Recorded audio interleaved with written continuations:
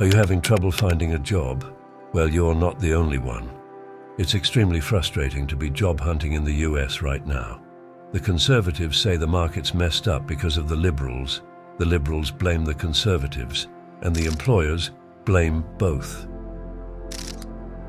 All the while, you're drowning in bills and scraping to get by.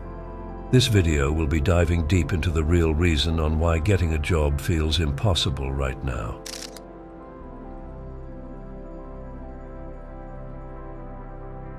While politicians and economists love to highlight the low 3.7% unemployment rate as a sign of a strong labor market, job seekers tell a different story.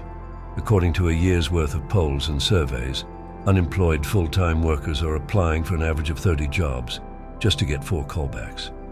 Meanwhile, around 70% of job seekers report that their current search has been way harder than their previous one.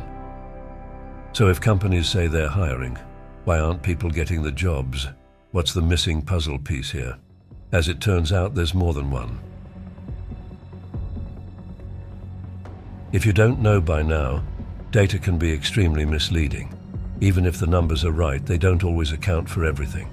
For starters, that 3.7% unemployment rate isn't really 3.7%. That's because the Bureau of Labor only counts people as unemployed if they're actively seeking work.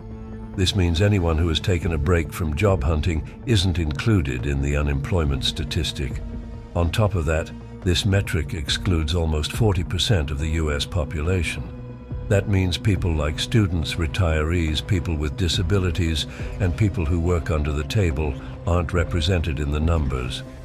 But while that explains why the numbers aren't matching up, it doesn't explain why finding a job is so hard right now.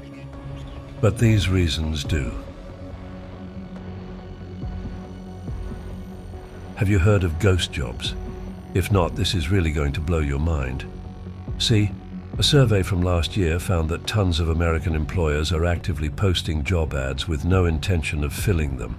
They do this because the ghost job listings allow companies to collect resumes for future hiring, gauge market trends, or even spy on competitors' salary structures. But they do literally nothing for those of us searching for jobs. In some cases, companies leave job postings up just to give the appearance of growth, or even to convince overworked employees that they'll get some help soon. If it sounds immoral, you're right, but it's not illegal, so don't expect it to go away anytime soon. It's almost 2025, but the effects of the pandemic aren't over yet. First, we had the Great Resignation of 2021 to 2022, which saw millions of workers reevaluating their careers, with some leaving their jobs to upskill or switch industries. Here in 2024, the number of monthly quitters has dropped significantly, but the job market is still uneven. Industries like tech have become oversaturated with talent, while sectors like healthcare and hospitality are struggling to find workers. This imbalance means that even though there are job openings, they might not be the right jobs for you. And when they are, the competition is fierce. Whatever you think of AI, the truth is that business owners see it as a way of reducing labor costs.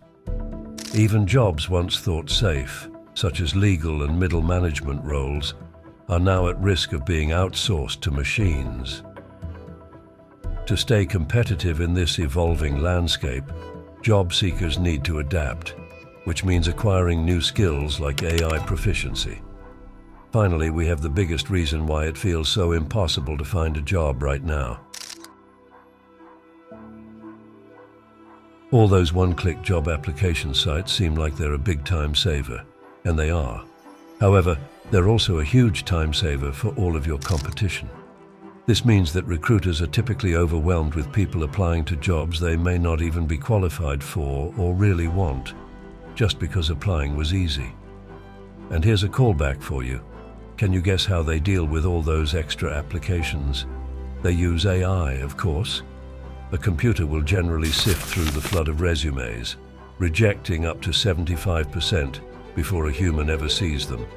And even if your resume makes it past the filters, Studies show that pre-selected candidates or referrals are often already in the pipeline.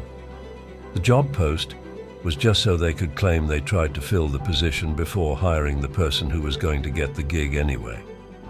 Now, if you find all of this somewhat infuriating, I understand. But let's take a more proactive approach. If you really want to find a job, you need to adjust your strategy. Instead of relying solely on job boards, focus on networking and building relationships with people in your target industry. LinkedIn is a powerful tool for this, so if you aren't using it, it's time to log on and connect with as many people as possible. But don't stop there. Make sure you're using the platform to reach out directly to recruiters and hiring managers. And remember that tons of companies prioritize skills over experience. So, highlight your abilities and stay persistent. It's a tough market, but with the right approach, you can increase your chances of success of becoming the friend the company was looking to hire the whole time.